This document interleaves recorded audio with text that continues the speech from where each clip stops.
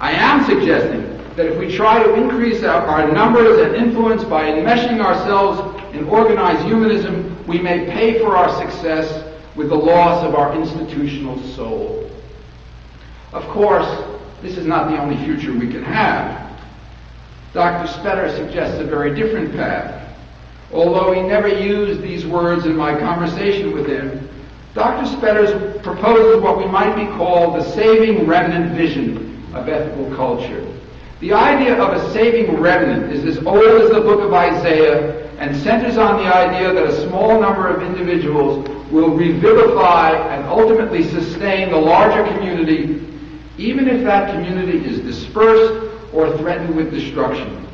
The idea of a saving remnant has been applied to the Jews and to the medieval monks who preserved ancient learning. More recently, it has been applied to the fate of American civilization itself. In The Twilight of American Culture, social critic Marc Bernstein argues that our corporate culture has so threatened what is great about our country that it will be up to a small number of individuals who have not been co-opted by American capitalism to save what is precious here. With respect to ethical culture, Dr. Spetter's idea is rather similar. He suggests that we can best carve out a future if a few leaders keep the ideas of our movement alive. It will not be organizational development that will help us, but a revived message, clear and persuasive, that would be delivered in papers and addresses by a few leaders. It will be up to them to explain how our ideas inform our activities in the community, up to them to make our message compelling to a new generation. Is this vision credible? Well, here I would like to connect future and past by drawing on some archival materials. At the end of the 19th century, when ethical culture was in its adolescence, the statements of purpose written by local societies were lucid, powerful, and commanded attention. Here, for example, are the opening lines of a statement from the St. Louis Society composed around 1900. An ethical society exists for the purpose of inducing people to think about conscience, duty, justice, the cultivation of the higher nature, working for others, about high conduct in all its phases, morality in all its aspects. It exists supremely to emphasize the importance of ethics. An ethical society exists for the purpose of persuading people to do more than they are doing toward making themselves better men and women and toward improving the rest of the world. That was 1900. Now compare that with a statement of purpose adopted in 1980 at the AEU Assembly, a statement that has been reprinted ever since on Sunday programs throughout our movement, still used at the Bergen Society. Ethical culture is a humanistic, religious, and educational movement inspired by the ideal that the supreme aim of human life is to create a more humane society. Now, what statement better conveys what we were all about? In the first, the words are simple and concrete. In the second, the words are abstract and ponderous and leave us, when we are at the end of the sentence, still wondering what ethical culture is. This is just one example. I could produce many more of the muddying of our message over recent decades. If ethical culture is a path, we have been much better describing, as John Hoda said, what is not on our path than saying what the nature of the path is itself. Talking about what that path is, clarifying it, developing the central ideas that makes ethical culture worthy of our allegiance is the preeminent task of our professional leaders. Dr. Spetter's vision of our future depends on the activities of a few leaders. Can ethical culture's rank and file play a role in this process? Absolutely. Whether or not the saving remnant vision of the future is what we choose would be a decision made not by our leaders alone, but by the membership and the leaders together. This decision can come after a series of open discussions of the question held in small groups throughout the movement. When the Bergen Society wanted to chart its long-term direction, it went through such a process.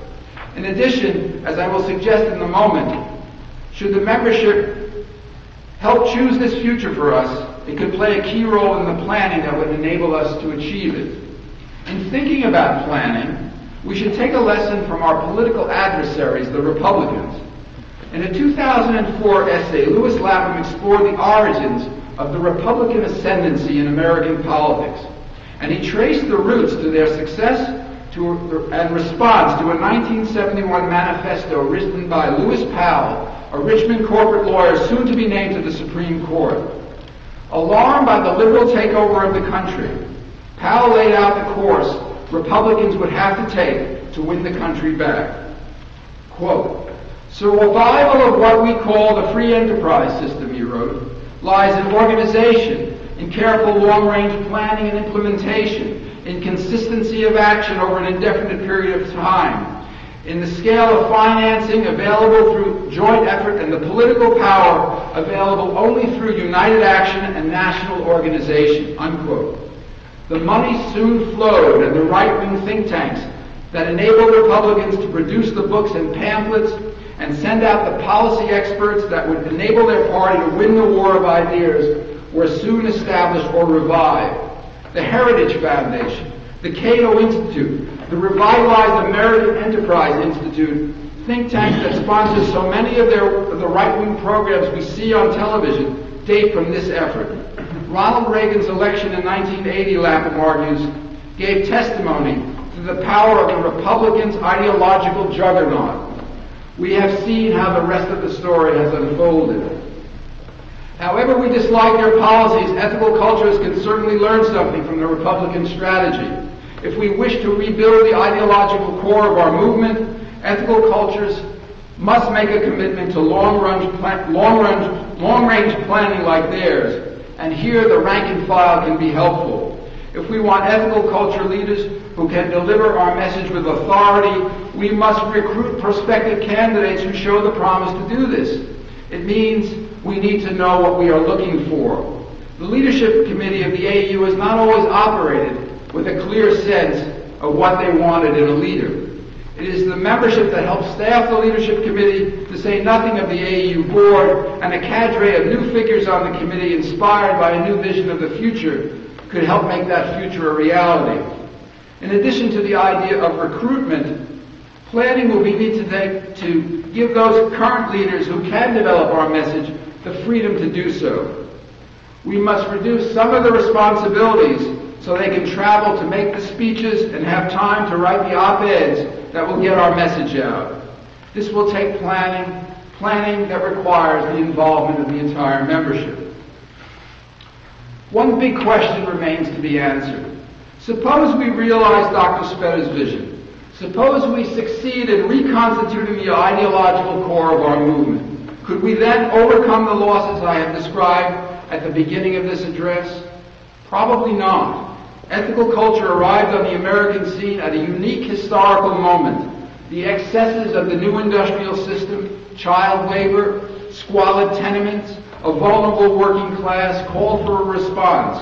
Moreover, there did not yet exist a panoply of other social institutions that could address these problems. Finally, the movement could count on fabulously rich members who could finance the movement. None of these conditions apply today. So even the most lucid vision, or even the fullest realization of that vision, may not bring us back to our glory days. That said, I would argue that Dr. Spetter's vision of the future offers us something that might save us from a kind of institutional drift that I believe characterizes our movement today. Despite some important developments like dialogue, FES, and the Ethical Society Without Walls, the movement strikes me as wanting clear direction. That Dr.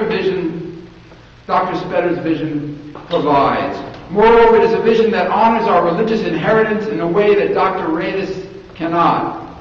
If we can reconstitute our message, our Sunday schools will improve and our social projects will more clearly bear the stamp of our philosophy. Here is a vision I would sacrifice for, I would work for. What about you?